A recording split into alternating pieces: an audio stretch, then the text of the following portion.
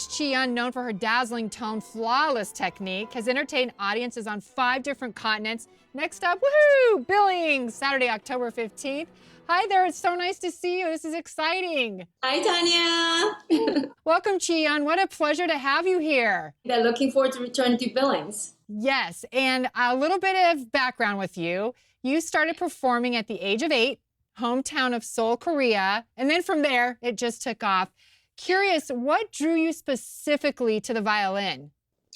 Well, I'm the youngest of 4 children, and my 2 older sisters were playing instruments, piano and the violin. And they seemed to be getting my mom's attention because my mom loved classical music. So I wanted to play the violin and, well, actually play the piano. And so I competed with my sister a little bit there then. But then my mother said, you need to give the piano to your older sister first because she is competing for a competition, and she was already playing the piano before I was even born. So I had to get off the bench for my oldest sister, and then I was looking at my second oldest sister, and then she was basically crying every time she had to practice because what she really wanted to become was to become a ballerina. So I told her, I said, listen, I will practice for you. That's great.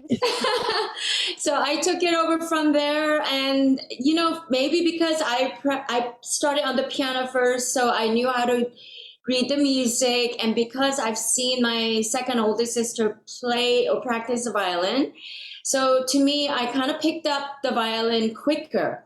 And my violin teacher, in fact, he was the one who was more encouraging me to keep at it. I didn't practice the violin as much as I practiced the piano, and my mother was actually concerned that maybe my teacher was not, maybe he was wasting his time because she didn't think that I was practicing the violin as much as I was practicing the piano. And then he said, well, maybe we should have Chee-Yun enter a competition because, maybe then you will see how wonderful she is. So that's at 8 years old. I had just been playing for 2 years. And then, my teacher said, she's ready to enter a competition. And it was the biggest competition. And I was, my mom didn't realize that. And she was like, are you sure she's good enough to enter that? And my teacher said, yes, she's great. And then there you go. I did, and I won. And I debuted with a, orchestra and playing Mozart violin concerto. And from there on, and I enter competition every year. And my mom was like, very excited. So what drew me to it? Well, first getting my mom's attention, and then I got a lot of people's attention, and and I got to buy Barbie dolls and all that fun stuff. Now, your violin is very special. First, how old is your violin? Well, my violin will be turning 354 years old in about 3 months. What captivated you to this violin? What drew you? How old, and it's still going strong?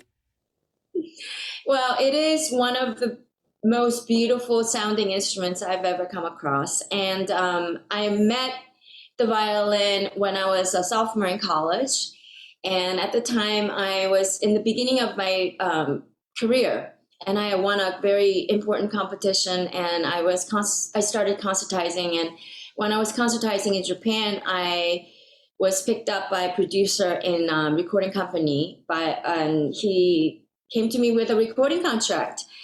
And then my teacher was like, well, you need a slightly better instrument than what you have been playing since you were 10 years old to play for a recording company. So we were shopping for a violin, and I just could not find a violin that was good enough until we went over budget about 5 times. And then came across the violin that I have now, and I immediately fell in love with it. I was looking at other violins that was even like 10 times over budget, but this was 5 times over budget, but I loved it more. And there you go. Yeah. And you're going to be in Billings for Fire and Ice performing Sibelius Violin Concerto. What makes this music so special? Just like Fire and Ice, it is passionate. And ice part of it was that, so, the Sibelius is Finnish composer, And as you know, the Finland country is basically surrounded by the lakes. Right. Yes. And very cold most of the time. When he wrote this, the violin concerto, I could only imagine it was a very cold winter or looking at massive amounts of water. And from the very get-go of the violin concerto, you could almost sort of see this massive amounts of water. And I don't know, I'm going to be wearing a blue dress, first of all, and I'm actually wearing a sort of blue top. Oh, how pretty. Well, You? yeah, well, it does sound like Fire and Ice. I can visually see that. I mean, you can Yes, kind of understand it.